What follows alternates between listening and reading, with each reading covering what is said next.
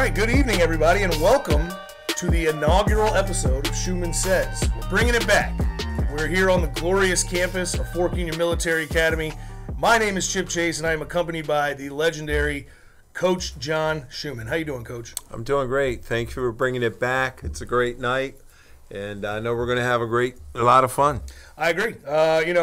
This show, for those of you guys who are just kind of tuning in and stumbling upon this, Shuman Says has always been a radio show historically, and now we are kind of moving into the information age, so we wanted to update it, bring it to the podcast form, so that all of you out there on YouTube can enjoy this content and hear from the man himself. Before we get started, we have to talk about some changes here at Fork Union. If you are familiar with the school, you know Coach Shuman has always been the postgraduate football coach. He has recently transitioned into the athletic director's role. So how do you feel about that, Coach? What do you think about the job so far?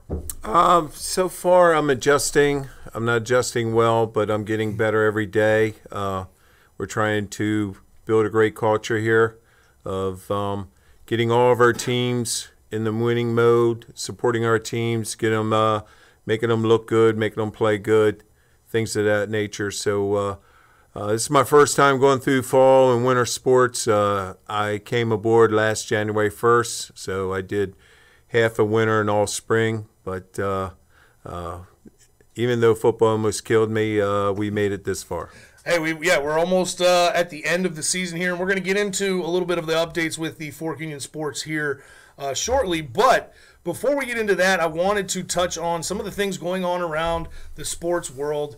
And the first one, foremost in my mind as a Nationals fan, the Nationals winning the World Series. If you've been living under a rock and you don't know this, the Nationals won in Game 7. It is the first series to go to 7 games where every time the home team played at home, they lost. So Houston lost 4 in Houston. The Nationals lost 3 in Washington. It was a great series in my mind, and it's the first championship for the Nationals organization. So what did you think about that, Coach?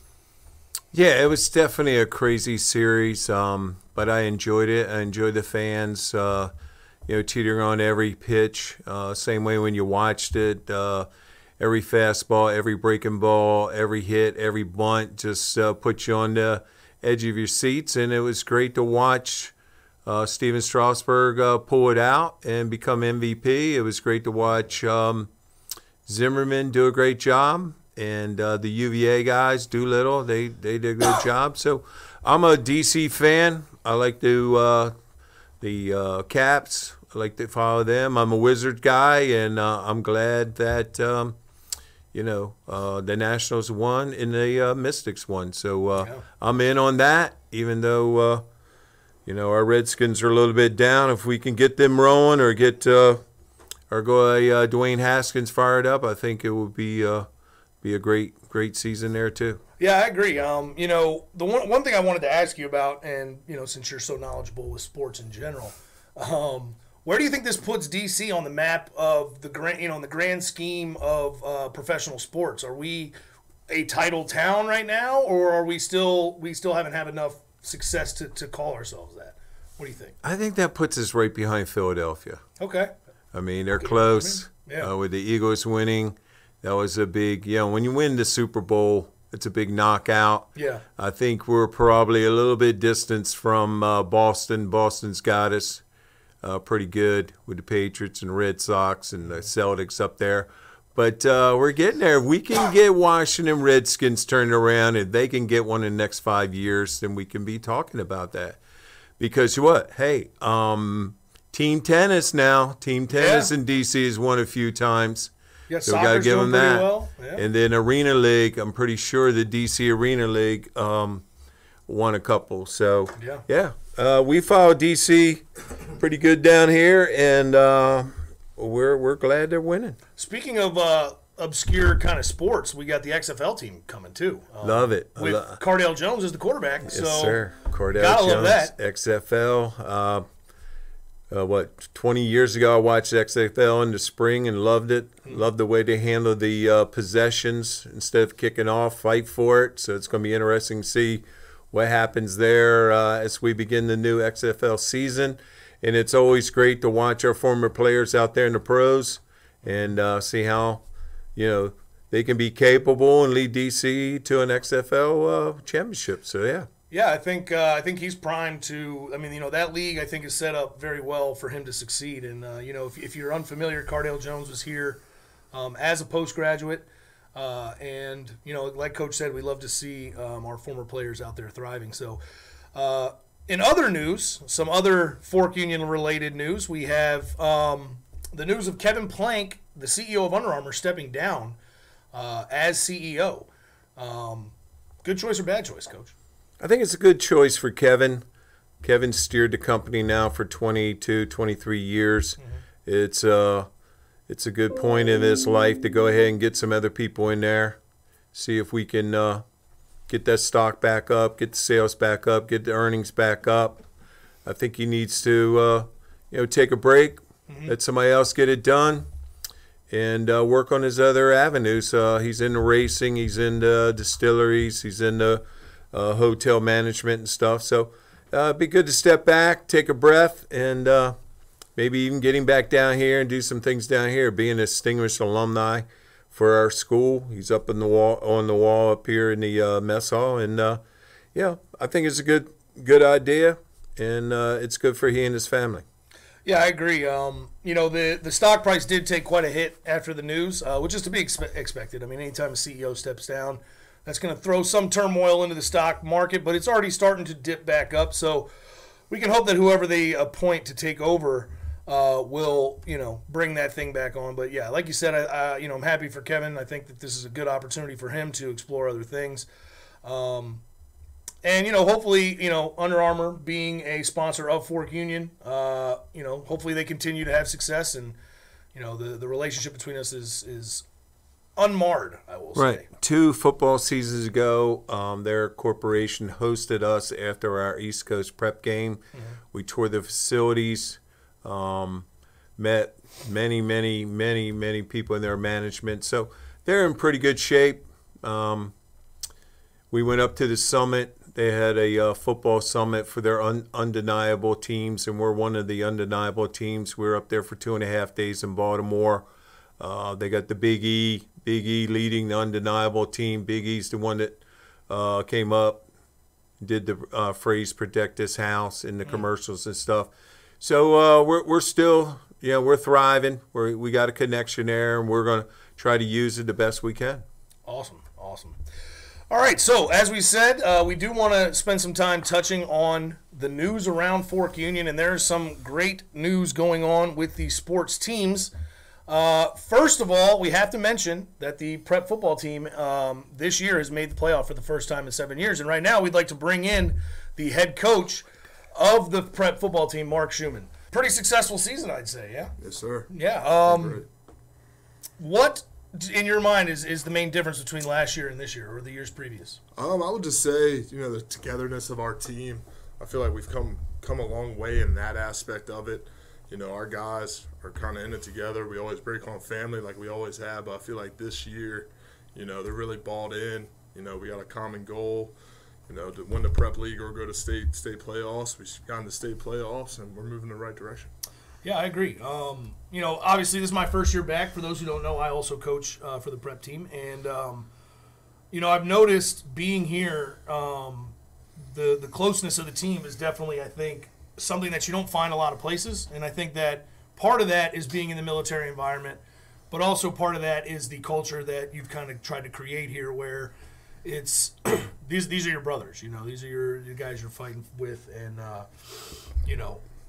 it has worked so far. Obviously, we've dropped a few games here and there, but big game this weekend versus St. Chris, Saturday 1 p.m. at St. Chris.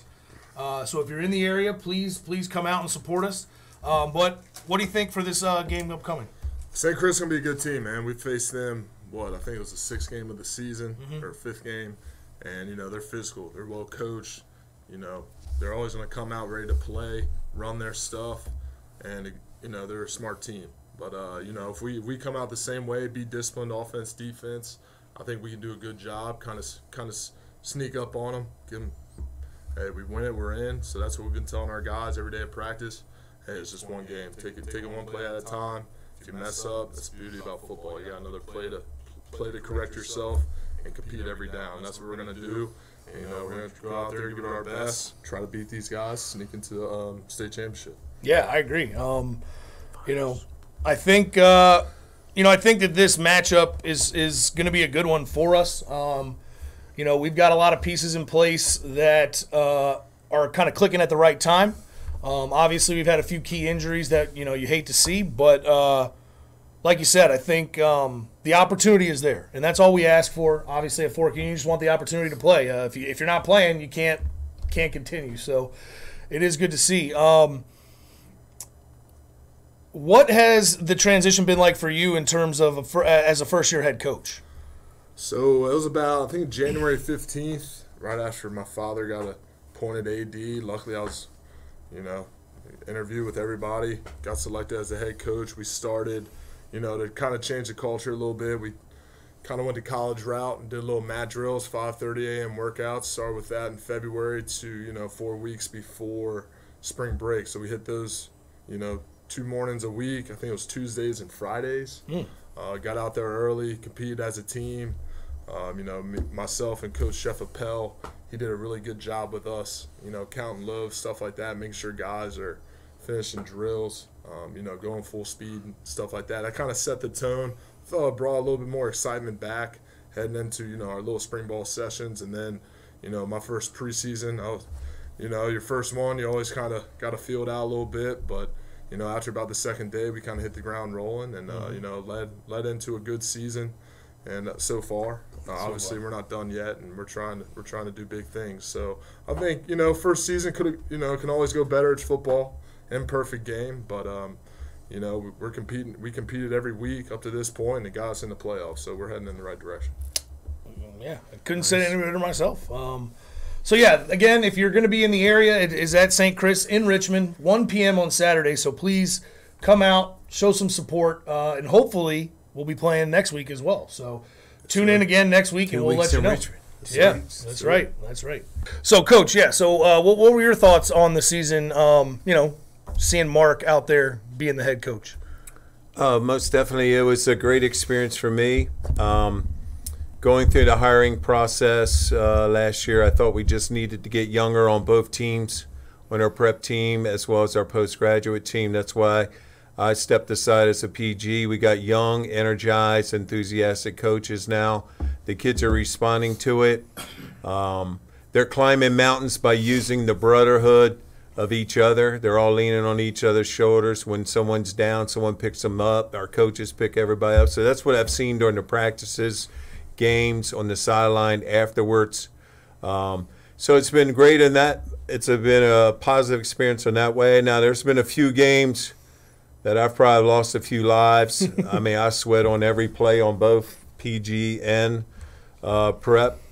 People have come up to me and said, I've never seen you like this in your whole life. And I said, well, when your children are involved, it's a different animal. But Mark, I'd like to ask you a couple questions. Give me the meaning of why, it's so important for your team now to be in the playoffs and have a winning season. You're 5-4 going in, and even if you lose or not or what, you're going to come out with some positive results. So just give us a little talk on that. Yes, sir. I think it'd be great for the school as a whole. Obviously, getting a winning culture, back here at Fork Union, it's great for the school.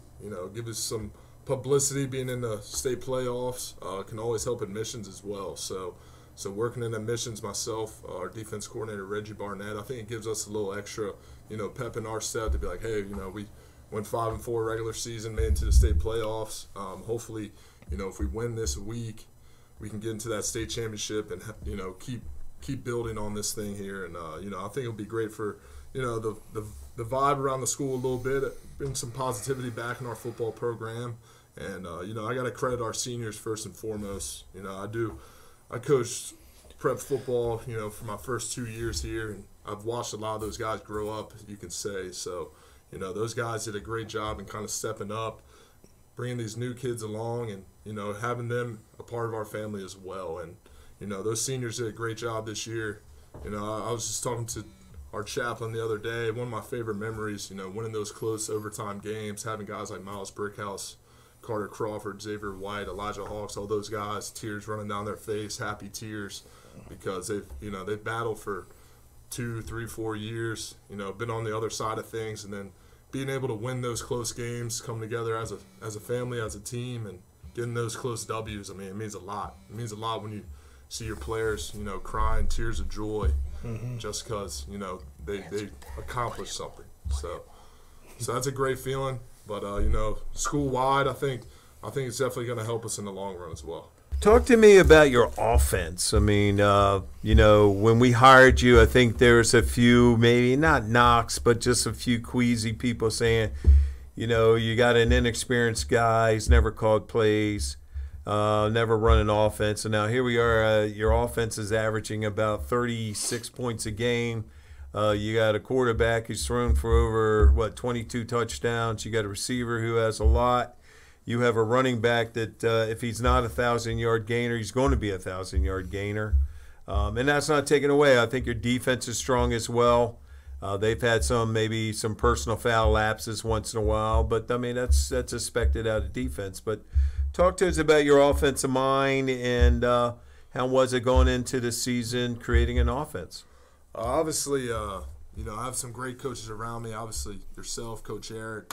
I like to pick the brands of everyone that I can get around. And so that, coaching post-grad last year, I thought, hey, why don't we bring a lot of the stuff that, built this postgraduate program, down with us and see how we run it. And I think we've done a good job. Obviously, we have some new pieces, along with some old pieces as well that came back. But our quarterback, Alex Williams, is having a good season. As offense coordinator, you got to put him in the right direction, right plays to get him to be successful in our wins. I think he has about 13 touchdowns and 5 interceptions. And our losses, is pretty opposite, about 12 and 12. So obviously when we can take care of the ball, we can move the ball, put him in the right state of mind, establish a run, get the pass going. And I think starting with that Trinity game, that's what we wanted to do. Did a lot of 21 personnel, mix it up a little bit. And I was adamant that week of establishing the run. So we went on a good run, beat Trinity, collegiate obviously in 3 overtimes. I would say my first year calling plays when you're going into triple overtime and you got to score on 4th and goal during that first overtime. I wouldn't say you're panicking, but your mind's racing. And obviously we have some good players to make that right. Try to give it to Montego Moss, another great new player that we have this year. About 44 yards away from 1,200 yards in 9 games receiving, 14 touchdowns. So they're keying on Montego. Elijah Hawks that game kind of saved us all 3 overtimes. So so it was great for an old guy like him to come up, game-winning touchdown there. But hey, I'll tell you, it's a different atmosphere when it's going into 3 overtimes. They're pinned back trying to stop you on defense, and you got to. First year calling the plays, you just kind of go with the flow, just try to stay calm for the guys and hope it works, and that's what we did. I went to Virginia Tech when Brian Steinspring was the offense coordinator. He always loved to run the ball, so being an offensive lineman, that's what I like to do, the physical game of it.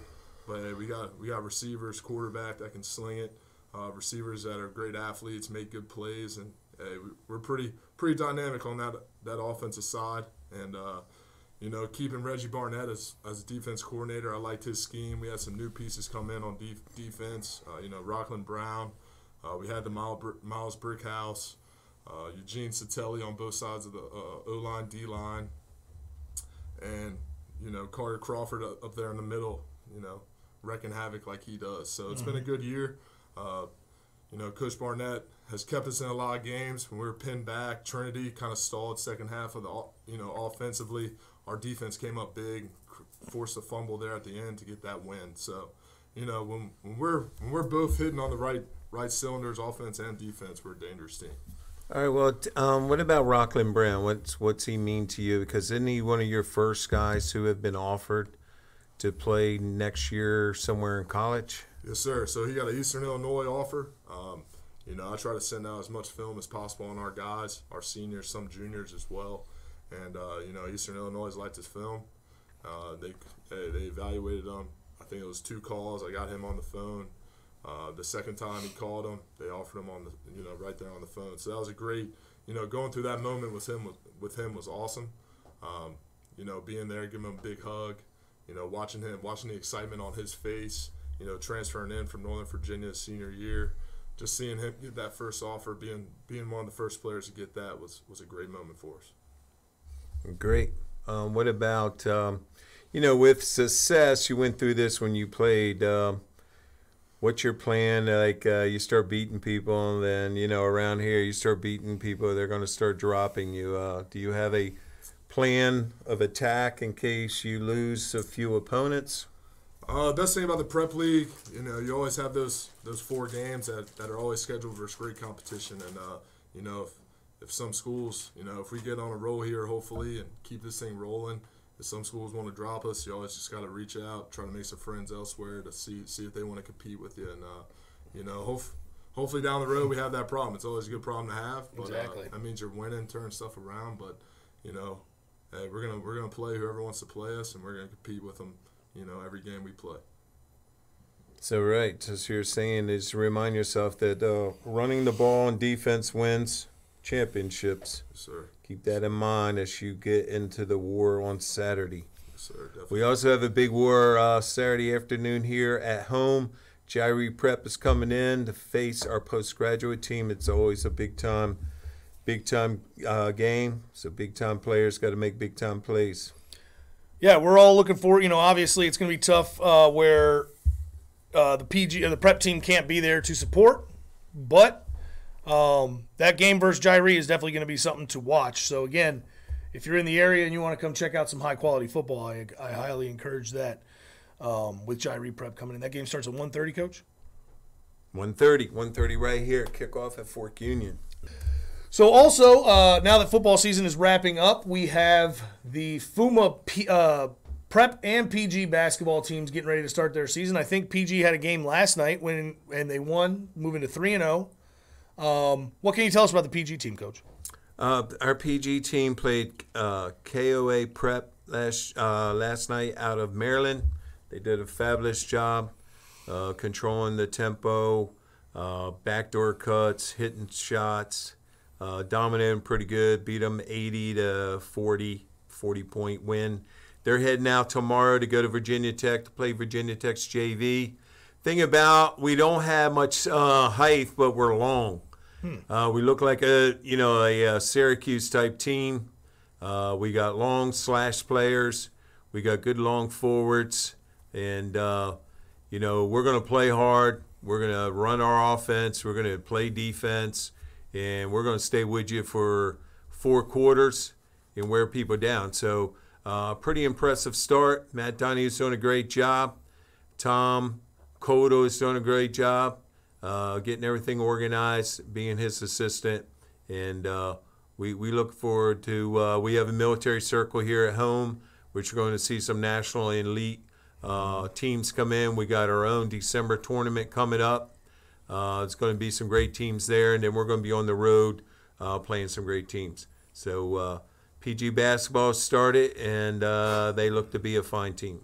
Yeah, it's always PG basketball is always an exciting time. I'm not a big basketball guy, but I definitely do enjoy watching the PG basketball team when they're here, especially with the brand new court that we have. I mean, that thing is just so nice. So yeah, it should be exciting. Again, we'll keep you updated on the season as it goes. It's still early right here, but again, as it goes on, we'll continue to update you. Mark, as a former Fork Union PG basketball star, prep basketball star. Yes, sir. What do you think about the upcoming season for the prep basketball team? I think we're heading in the right direction. Obviously, we have a coaching change there as well. Ben D'Alessandro, I think he's starting getting his guys ready to go. Mm-hmm. Getting that he's trying to change the culture as well for basketball, and I think we're heading in the right direction with his background there in coaching, and also having played for Coach Donohue, who's now the postgraduate basketball coach. I think he's going to have another great season as well. One too long ago where I was running up and down the court. That's him being my coach. So, me and Coach Donnie have a good relationship. I think Coach D'Alessandro helping out last year with junior prep here. I think he's on the right track as well, and I'm excited to see both teams play. Obviously Coach Donnie, keeping up his good work, getting these guys ready to play, and then Coach D'Alessandro as well, just seeing him, how he works with the guys, personally, and then how he's done his off season as well. I think they're on the right track. Yeah, the thing that I've been interested to see in, coming back to Fork Union is the kind of cooperation between basketball and football. They're doing their tryouts right now, but obviously we're in playoff mode, and he's been very accommodating with that, letting our guys be at practice, and we're also accommodating, letting them try out. So I think that that's going to be good overall. I think that the meshing between the staffs of the different sports can only help us in the long run. And, again, I'm excited to see what both basketball teams do this year with this whole new regime change and all that, and the new gym. I think things should be looking up for us at Fork Union. Again, stick with us each week. We'll update you periodically with the updates as basketball season continues. Not a whole lot to really talk about other than speculation, as the prep team really hasn't even done tryouts. PG team still in their early season. So check back with us next week. We'll have a different update. We may even be able to get one of those basketball coaches to come on and talk about it. 55 total cadets have tried out for various teams. And so for the winter. Right. 55 cadets have tried out just for basketball alone. Wow. Our swimming roster is set with 18 swimmers. We have 1 diver. Our wrestling roster is up as well. They probably have 22 to 25 guys. They should be strong this year as well. Coach Dean Hall is leading that program.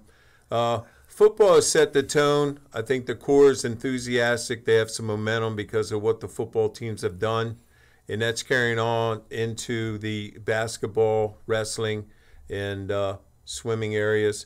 Our track will, we got cross-country championship tomorrow, and then we go to indoor track. Mm-hmm. I would imagine, you're going to send 15 to 20 kids to indoor track, so we're going to help that. So, all in all, I think on campus the spirit is up. We got to keep that spirit going. We got to keep the momentum going, capitalize the football momentum into the basketball and these other sports so we can keep going.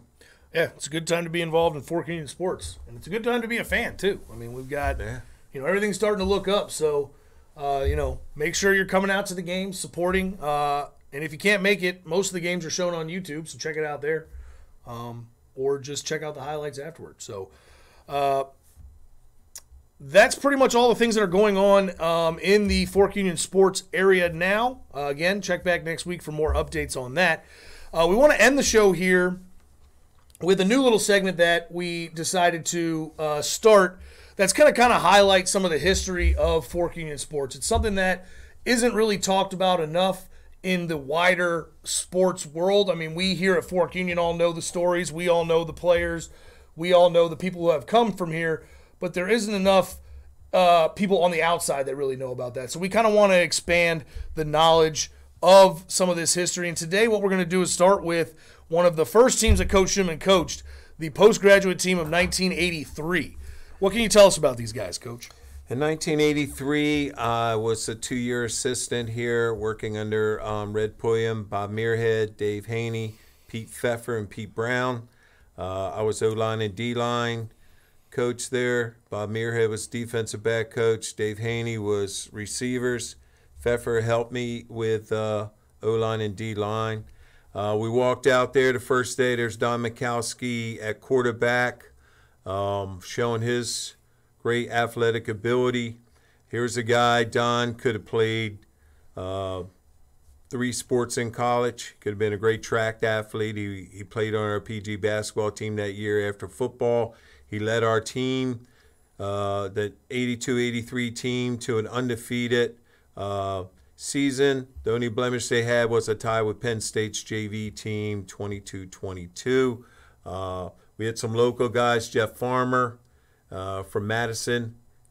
He was a great player. We had Lawrence White, a 6'3", 235-pound free safety that played in Coach Muirhead's scheme. we were all man-to-man scheme with our free safety who had to read the backside of the backfield and take care of screens and things like that, and Lawrence did a great job. We also had a great running back, Duffel. He visited with us last spring, and he was out of Willingboro, New Jersey, and went off to North Carolina. So, and they're a good brotherhood too. They have stayed together. They've come back for some reunions, and they do a lot of things together. Class of 82-83 is leading the pack with AD club members. They have rallied around, and I got 22 of their team members in our AD club. We got Jamie Broadhurst. We got Dickerson. We got a lot of guys. It's easy to join our club, and it's good to bring back some rapport and some guys, some alumni, so we can get some rallies, get some things going. But it was a special bunch. Their schedule, they played VMI's JV, Virginia Tech's JV, Naval Academy, East Carolina, Penn State, UVA, James Madison, UNC. If we could play a schedule like that with our PGs, now it would be truly an amazing, amazing year. So, times have certainly changed. I'll say that. But I'd like to bring back that AD club thing, because it's pretty awesome to me to hear guys that are that far removed from Fork Union who came here as postgraduates, only spent at most a full year here. I think back then everybody was a full year. But still, they only came here for a year, and yet they are all willing to come back and give back to the school. You can't say enough about that. I think that is one of the things that makes this place pretty special. The fact that they're all willing to, at least a good portion of them are willing to come back and help the future is key. And, when we were tossing around which team to talk about, that was the first one you mentioned, and that's the reason why. Teams that, again, make an effort to come back and give to the future of the school. Can't say enough about it, and we really do appreciate that support. Yes, sir. We have Clark Barnes. He's in. Robert Beavers is in out of Chicago. Jules Clifford, who runs a video situation up in D.C. Robert Dickerson, Steve Dolan, Mark Dubé, John Duffel, Charlie Edwards, his whole family. His son is playing on the prep team right now. Mm-hmm. His wife's in it. Everybody's in it. We got Robert Grant. Shout out to Robert Grant. He just got married last week. If it wasn't for you being in the AD club, I would not have known that you've gotten married. John Priori, whose son is the starting quarterback up at University of Rhode Island, threw for over 300 yards against Virginia Tech a few weeks back. Chad Percy's in it. Rich McMahon, whose son played for us 2 football seasons ago, is at Clemson. So, it's a good group. It's a group that has fought and stayed together, and we hope to bring them back soon. So let me ask you this. What was Don Majkowski like as a cadet, like outside of football? How did he respond to the whole military lifestyle, and was he a leader? Was he just kind of a guy around, or what was the deal there? He was a leader, but he was such a powerful athlete that he demanded respect from everybody. Mm-hmm. He could pick up anything, a golf club, hit a golf ball 150 yards with no problem. He could dunk a basketball. He could pole vault. He could run in sprints. So, and he had that way about him. He was that Joe Cool quarterback that nothing bothered him. He could just walk out. He had ice water in his veins, walk out and participate.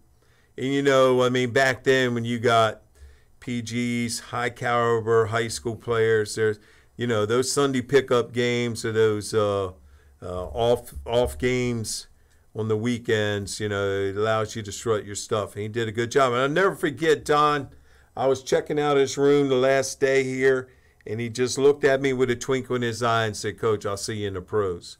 And then when he made the pros with Green Bay Packers, it was just mind-boggling that the guy gave me a wink and said, "This is a deal." I've had a few of those occasions where these high-powered guys have said, "Hey, Steve McGuire, Coach, you'll see me on the cover of Sports Illustrated." 1989, I think it was. He's on the cover of Sports Illustrated. He's out there in the hallway right now. So, Yeah, Mikowski, he's pretty smooth dude. Yeah, it's funny how those high caliber athletes tend to kind of know, hey, this is what's going to happen. I'm going to be the guy, so be prepared to watch me. And Lawrence Waite was a guy that when he got off the bus, everybody went, "Oh my God, who's that guy?" And he was started a trek of a long line of great athletes down there from Nottoway High School. But Lawrence Waite was basically the first true big-time athlete that I ever witnessed with body, size, speed, and so on. I mean, the relay team that we formed out of this group butchered the Auburn's relay with Bo Jackson. Wow. Just blew him right off. So, it's a good group, and they're giving back to us. They're leading us into a great promised land. So we're fired up about it. Yeah, and again, if you're out there listening, we do appreciate you. Thank you guys so much for your support. Coach, why don't you go ahead and tell the people listening how they can help support by joining the AD Club. What is the AD Club? Our AD Club is an organization that will, if you donate to our organization, we are going to offset budget responsibility by trying to get our athletic teams whatever they need. If they need extra food, they need extra clothing. If we need to buy a bus, we need this a surplus of money so that we can go out and get it and keep this momentum going. Mm-hmm. It's easy to get online. Just go to our FUMA athletic website, hit donate, scroll down to AD Club. It's $100. We're not asking for much. We're just saying, hey, let's get like a Letterman club or a club together like NC State, Virginia Tech. They have 25,000 people in their sports activities support groups like Clemson, IPDA. I think that their T means, donate something in a multiple of 3, which we're not doing it. It's like, give us $100. So if a kid needs something or we have to provide a scholarship to get a kid back, we can do it. If we need to, like our scoreboard just went out 2 months ago, we were able to get some AD Club money together and match it with some other money and get a brand new scoreboard. So we're just trying to get an auxiliary fund together through athletics to help our teams out and help our school out. If we can replace anything athletic off the budget line, then that helps our school grow in other areas. They can get more computers for students or bring in more quality teachers. So it's just something, too, to raise some and rally some guys. Last year we went to Charlottesville, had 22 guys join our AD Club for a little outing. We're trying to hit Richmond. We're going to probably hit D.C., just get some guys together and talk to them like, hey, get our coaches up there and say we're in the playoffs. In football, we did a better job in soccer. Our basketball seasons were great. Now we're in the spring season. We might need some lacrosse socks or something, and we'll be able to provide that. So, yeah, good question. Yeah, that's awesome. And, again, if you do choose to support, usually you'll get a T-shirt, so maybe a hat if you want. It's not like you're getting nothing. But, again, more importantly, you're helping us provide for the students. And that's really what this is all about. This is not for us. This is not for the coaches. This is to make sure that we can give the kids what they need to succeed, and that is always the top priority. I think the best thing the AD Club did last spring was we bought a grill and we started grilling out in the springtime for post-game meals. That kept the teams together around us, a hot dog and hamburger with some cheese, lettuce, tomatoes, and mayonnaise, got the spirit up. And because of that, I think we had a better retention rate than what we would have done. If we would have just said, here, take a box lunch and get out of here so we can run home, I think we would have been in some dangerous waters. But that was the first thing we did, and it worked out great. We did some grilling out for JV, junior prep football this year, and some soccer. Once we get in now warmer weather, we'll do it again. So, just here and there. Trying to get better every day. Yeah, every little bit helps. Again, if you want to help support and join the AD Club, the link will be in the description below. Make sure you click that and check it out. Mark, while we have you, is there anything coming up on the horizon for admissions? So we do have a Veterans Day, Shadow Day on Monday, obviously, November 11th. It's I think our last shadow day we had about 21 families come. So nice. It was a great outing on our part. Colonel Billingsley does a great job being the director of admissions. Keeping us in line and make sure we're working hard and that's what we do every day. But November 11th, I think right now we're close to 10 families signed up, so we're gonna have another kind of strong outing there, and I'm excited to get that event going on Monday. Good. So if somebody out there is watching and they want to get some admissions information sent to them, where do they go to find that? So you can go to our website, forkunion.com. I think it's the first tab under admissions, request information. You can fill out that information or just give us a call. My office number is 434-842-4206, and then Colonel Billingsley's is 4205 as well. So close in number range, but just go to our website, forkunion.com. Go to the request information page, fill that out. We'll send an email to you with everything you need to know. And I think right below that tab is apply for enrollment. So awesome. Right there on the admissions page, you can get your forms you need. Math and English recommendation, character questionnaire. You can find that right at our website and get this thing rolling if you need any information. Awesome. And just like with the AD Club, all those links will be in the description below along with the phone numbers. If you are interested in Fork Union, check us out. Come check out the website. Set up a visit. Again, November 11th, we have a shadow day, which would be a good opportunity. Obviously, it's kind of short notice for most people out there, and you may be watching this after that. But definitely the website is a good resource for you. And, you can call Mark here anytime with admission questions. I always see him up there working hard. So, especially, too, if you're a veteran, our Veterans Day ceremony starts off at 11 o'clock. It's a beautiful ceremony. We're down in the Veterans Memorial area. This year we're going to be in a kind of like a formation around. We have veterans and faculty, everybody seated. We got a great speaker, a veteran speaker. So if you're a veteran, shout out to you and come on by. Give a shout out to Sandy Wenzel, who's down there in Savannah, Georgia right now. He's a veteran of foreign wars, and he's with the 95th Bombing Unit right now with a reunion down in Savannah from now until the 13th of November. So shout out to him, and shout out to all our veterans. Awesome. Again, that's pretty much all we have for the first episode. So thank you for tuning in. Thanks for watching on YouTube. Again, this will be a weekly podcast with myself and Coach Shuman. We'll try and bring in more guests like Mark. We'll talk about international news, sports news, and then we'll talk about what's going on and keep you apprised as to what's going on at Fork Union. Make sure to tune in next week, and we will see you then. We're out.